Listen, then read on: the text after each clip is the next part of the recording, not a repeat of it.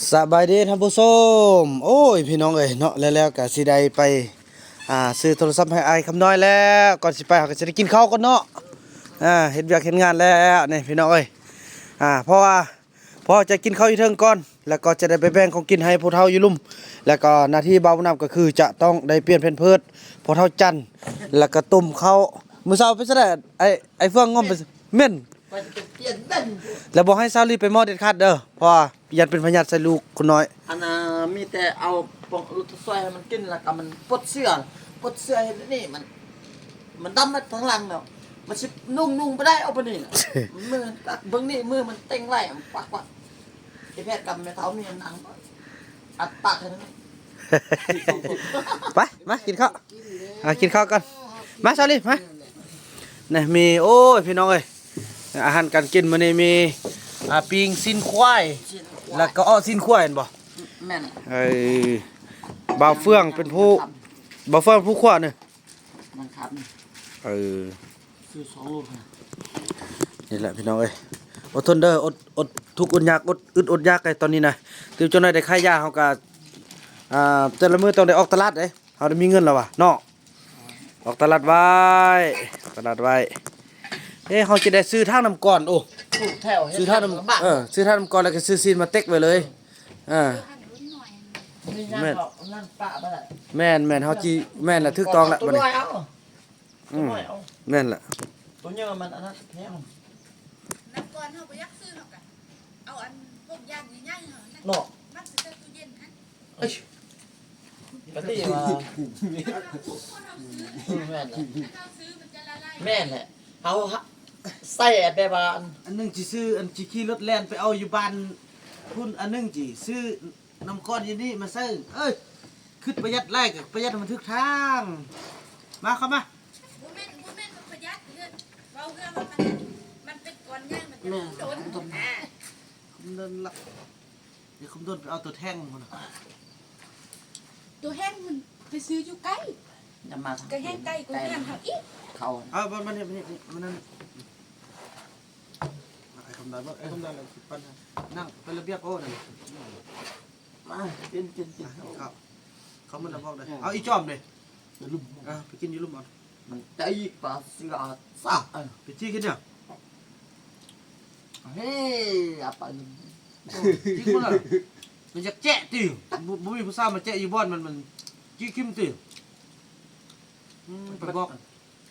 นี่ตบเป็นแม่ละบอกเด้อบ่ต้องจี้ผ้าเสื้อเอาไว้ห่มไว้นอนสิเด้อซื้อแพง มาละ จักเพื่อได้สิมาเอาเป็นหัวเนาะ มันว่าจะลวกอะไร โอ้โหเลย มันกินน้ำความว่าเอาตำรวจ มันเจ้าเนี่ยเจ้าบ้องเลย เจ้า เอาตำรวจ เอาผู้งาม หนังซื้อกับบ่ได้ปึ๊กตำรวจสิไปเอาเขาจะเอาโต้เขาไปเอาผู้เขามีความรู้สามารถเอาเนาะลีเนาะ มันแซมอยากเคยติดจะเอาแต่ผู้งามได้เดี๋ยวกูแหว เขาไปเห็นอัน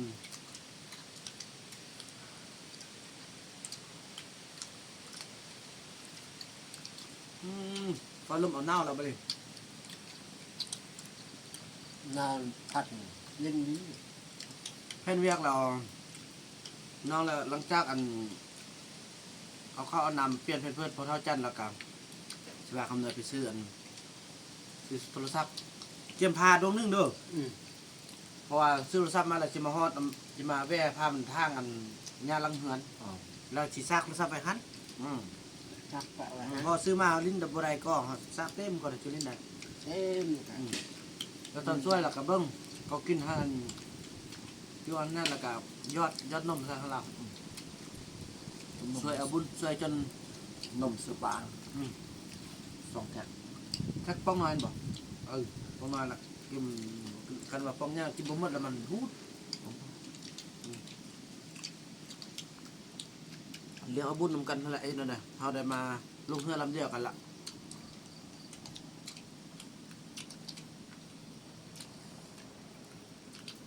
มัน มันจะดึงพ่มก็ไม่ได้แล้วครับ อืมมีผ้าห่มพื้นหนึงอยู่อันตุ๊บแม่จันดาลีเด้ออยู่ศาลาหั่นน่ะเอามาไว้ให้เรา เอาห่ม วันมันจะฟิงจะไฟจะกระปะหั่น ก็เอาปลาเฮ้ยแพทย์นำห่ม มันน่าเหรอเขา ไปแบ่บนกอง เขาพูดเรื่องนะเขาอยู่ป่าเขาอยู่ป่า ไม่จะดังไฟจากมันลงดิ้นเลยก็ว่าดิ้นต่ำเลย วะ มันดิ้น ลงจะขึ้นได้ จากจะเบิ่งแม่มันลงไปเบิ่งดิ้นเก่า บ้าคันโลกหรือขึ้นได้ก็แสดงว่านั่นโอ้แต่ปัญหาเป็นห้องแต่เราบ่กินข้าวได้นะเดี๋ยวนี้ น้ำตึ้งตามกินเขาเอาลูกชายกิน เมื่อเราเด้อมันยอดพอกินเท่าไรกินไล่มันก็สบายนั่นแหละกินไล่มันจะกระทบกับกระเพาะเรา มันคืองานจะมาปองมา อืม มันต้องออก มือช่วยโลกไปบอกเขาตึ้มจุดนั้นนะจุดอันมาตั้งงานจีนเมื่อวานค่อยไปเบาละตัดไม้ซ่องลำบักงามนี่เลยโอ้เสียดายอ่ะ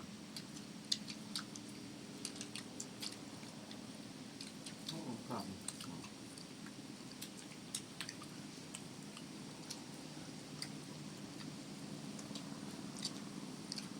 แล้วก็ประมาเฝ้าหันแบบว่าเขาหลักใช้นำ2 อัน 2 เส้น เอาดีแต่ใส่อันกระแจกันเนาะ อันเชิญกระแจที่เขาออกมานี้ดิ คนไล่โจรกับไล่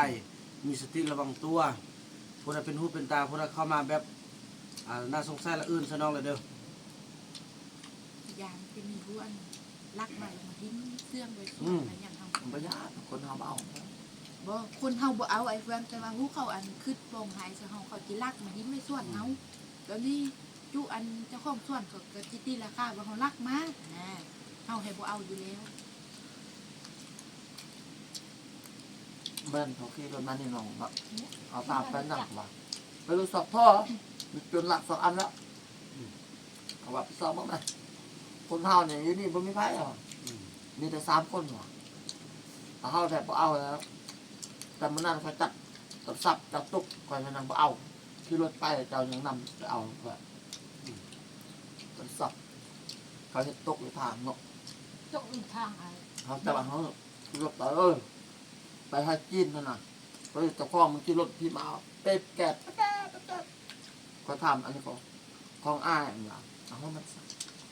ดีแล้ว วันนี้อันนึงกับโทรศัพท์หน้าจอบ่อยรีเอามันละบ่เอามันระเบิด เห็นของเครื่องเขาเฮียนี่ถ้ามีสติกันว่านั่นกลับไปส่งเขานั่นน่ะแต่ว่าบางคนนี่เขาเอาแล้วบาง มันเบื่อบ างคนว่าห้าว่าเขารักอหยังตามนี้ก็ต้องให้มันเบิ่งจังหวะแต่ที่จริงเขาก็ดีแล้วเฮ็ดอันนั้นได้แล้วก็ส่งคืนเขาได้แล้วส่งคืนเขา เขาจับไปบ่เอาอีกนี่บ่เอามันระเบิด อันนั้นคือกันรถทิพย์เขาเนี่ยอย่าไปขี้เด้อคือเขามาแล้วเขาหาย เขาหาย อยู่พี่อยู่ทั้งนี้ คือเขาหยุดทางสบาย ขันอยากได้น่ะขันอยากได้อยู่นำพอน้ำเนี่ยได้โทรศัพท์แล้วนี่เวียกอันมื้อนึงป้านก็จะขึ้นตึ้มแล้วก็ค่อยทางตึ้ม คนป้าเลย พอสิซื้อให้รถทิพย์นั่นเด้อ ทางป้ายฮอดให้ละ รถที่พันบ่ต้องลิ้นร้าย ไปอันนี้ไว้ มั มัน น เขามาแล้วเขามาด่าว่าพิษ ลมไว้นี่ จิตอยู่นี่ เจ็บ บ่ถ้าไปของเขา โอ้มันไปบ้านมันยังก็ มันนาเวนเนี่ยเขาไปที่ โน่ นาเวน เขาว่าเราขี่รถที่ไปพุ่นเนาะไปด่าเขาอยู่พุ่นเนาะ บดได้ เนาะเขาไล่นี่ตำรวจไล่นี่ บันทึก บดได้แล้วพอข้อแบบเพราะพระเจ้ามีเหล่านี้ ตำรวจมันจะไปกินเบียร์อยู่เพื่อนนาเพื่อน มั ขับ นกินเราน่ะ เพื่อนขับรถไปกู้อะไร เศร้าได้บ่เราน่ะบ่กินนี่เพราะนำกัน ขับ บ่ รถ กิน ไปกู้ท่านน่ะ เออ เราขับรถไปกู้ไปห้างน่ะตำรวจมาเรื่องนี่น้ำลาวห้างน่ะ ตำรวจไปวุ่นตำรวจอะไรนี่ผมมืดแล้วแกนหมูผมหมู นู่นผมว่าเห็นนะครับเห็น ตำรวจไปรับกิน แฟนเวียกเฮาเนี่ยอันดับหนึ่งในตอนนี้ก็คือตัวเรื่องดูแลพระจันทร์นั้นอันที่ซ่อมเคียงคู่กับพระจันทร์นั้นเฮาจะได้เบิ่งจักมือเฮาจ้างคนมาอนามัยตัวนี้อนามัยทางเขามันเป็นบ่ที่เฮาจะปลูกเฮือนสำรองนะพอเดือน12ปุ๊บนี่ทางแห้งอีหยังต่าง คนจะเข้ามาเที่ยวแล้วได้บ้านนี่เขาแล้วเวียกแล้วให้แล้วนะนึ่งว่าก็จะว่าเรื่องกันค่ายาเขานี้เนี่ยเขาก็จะมาเอายาอยู่นี่เขาก็จะไปเบิ้งที่ทางลุ่มมันก็จะได้จามคนอนามัยครับ ตึ๊บแล้วเนี่ยประมาณมาสองคนก็ได้คนหนึ่งก็ได้ เอาคนหนึ่งเอาไปตึ๊บหมดอะไรของนำ บางท่านก็มันมีฝนเลยมันอนามัยเอา2 คนเลยอนามัยทางลุ่มมันเนาะอนามัยเมื่อเอาห่อเอาเมื่อนเอามือนึงได้สำเร็จกะยะ มันเรื่องมัดสองคนมัด แล้วก็มือที่2มากะอนามัยนี้อันตามนี้แล้วก็อนามัยตามนี้สุดนึงเขาจะจ้างคนนี่อยู่บางเทื่อเราว่าเอามา4 คนเลยก็ได้2 คนแบ่งอยู่ลุ่ม2 คนแบ่งอยู่เทิง เอาแต่จุกเก่านะจุกเก่ามัน สัน ของบริษัท เอาจุกเก่ามัน เอาพวกอันนั้นนะมันไปตัดผักผ่อนโอ้ เมื่อ ครับ เขาฮู้แล้วกันว่าแบบเก่านี่เขาก็บอกพวกเจะให้ได้เป็นนี่แล้วก็ถือว่าแล้วเป็นกระยาพวกเจะเซาเพราะเขาฮู้เวียกเลยเนาะเมาหาเพราะมันบริยางแล้วได้บ่เนี่ยมันเขาอนามัยเป็นไล่แล้วเนาะมีแต่ต้องน้อยเดียวนึงมาละฉะนั้นเขาต้องอันนี้มันเป็นนึ่งเลยแม่ปลายเราต้องอนามัยเมื่อเราเฮ็ดนานเมื่อเราจริงๆขึ้นปลายได้บ่เนี่ยมันขึ้นปลายแล้วเขามาเบิ่งยังวะไหนมันพร้อมทนได้ค่ายาแล้วมีเงินมีคำแล้วกันระดมเขาจนออกมาไม่ช่วยงานอนามัยเงินพันเงินมันท่านเราก็ว่าในตอนนี้เขาก็จะบังคับเขายุ่งก็บ่ได้มันมีมันกินเลยเขาเบิ้งเด้อที่ตามอะไรกันเขามืดแล้วก็บอก เขาหนึ่งไอ้นั่นไม่ได้ทำนะครับไม่ได้ทำทันเบิดบอกเขามาเอา เขามืดเราเอา ไม่ถึงจะบอก ไม่แหละเอาขึ้นมาเอาก็ดีพอมันเขาป้าโดนไล่มันเราอยู่แล้วมีคนยันคนไปรักเอาก่อนบ่มีความจอบ เมื่อวานมีเตาหนึ่งมา คนไล่ ไปเบิ่งเตาไปมาคอยกับลีดินเนอร์ลีปากมาจะปากเพราะว่าจุนมาแล้ว มันรอเบิ่งดาโรบีตะละเปา ท่านข้อเขาน่ะเพราะท่านตีใหญ่นะพี่น้อง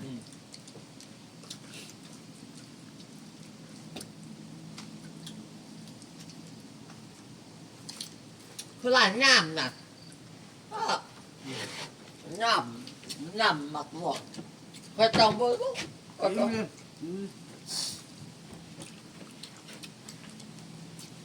มันพูดแต่กินตลอดแบบนี้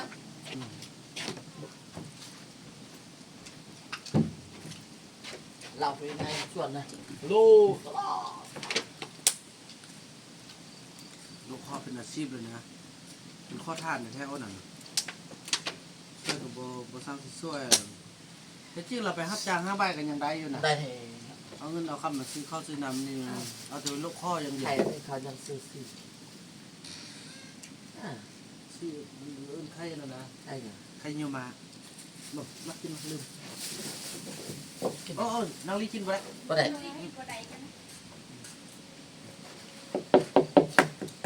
อย่าเอาปอกซะนั่นนี่ไปที่มือมันสะทรายมาตั้งมาปอกซะนี่ดีๆเงี้ยอนามัยมันสะอาด โอ้ดำเลย ร้านมึงอ่ะ ไก่พามา ไข่เนียวมา ไปเข้ามา ไก่พามา อันนี้ฮะสาลี แล้วกำลังตัวอะไรกำลังตัวนี้บอก แล้วมันจะกิน ตัวนี้เรา เราบ้างคัน แกะแล้วลองวิ่งแล้วซิมดู พร้อมเลยแต่ผมไม่ผมมันพอเกากินน้ำแดงแต่บ่ลืมกินมันคือเป็นอันนึงก่อน แต่กี้เขาบอกกิน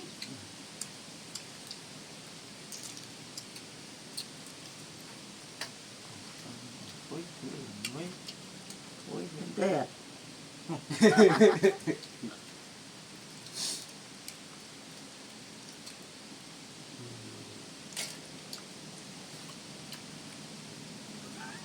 แซ่บส้มแม่แซ่บเอง ส้ม กัดกินเลยกัดกินเต็มไง เป็นอะไรวะคุณบอก ส้มอยากรส มันพูดมันต้องไปกิน แม่ไอ้เพื่อนกินกูกินก่อน ส้มอยากคิ้วปุ่นนิดนึง กินฮอตแม่เจนเด้เห็นใครนี่นะแม่เจนซื้อให้กินตอนไปเที่ยวอยู่จังหวัดเพชรบู แซ่บ รณ์ บ่ส้ม โซ่ อยากหอมเด้ ตั้ง อ สุ ยู่ ข ไกล ภาพ อยู่ไกลเบิ่งตะระบะ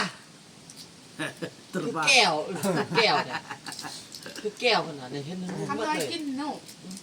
คือแซ่บกินมันก็แซ่บ เซฟวะช่วยกันนั่นเดือนนี้มากละ นกไปคิดบอกอะไร แต่หุ้งขนาดเนี่ยบุ้งเลยเซอร์คือแก้วเลย อ่ะถือว่าพี่น้องเอ้ยเนาะก็ถือว่าภาพบรรยากาศนี้ก็สิจบลงกันเพียงส่ำนี้พี่น้องเอ้ยเพราะว่าต่อไปก็จะได้มันคำน้อยจับอันของกินช่วยอีพ่อได้เด้อเอาลูกไปให้อีจันน้องให้อีมีให้อีแพทย์ได้ให้อีจอมได้ลูกสาวได้แต่ว่ากันไปในคลิปต่อไปเนาะพี่น้องเนาะพอพวกเขาได้เกี่ยมจ้องไว้แล้วพี่น้องขอกินให้เขาเจ้าเนาะอ่ะคลิปนี้เบาแนวขออนุญาตกล่าวคำว่าสบายดี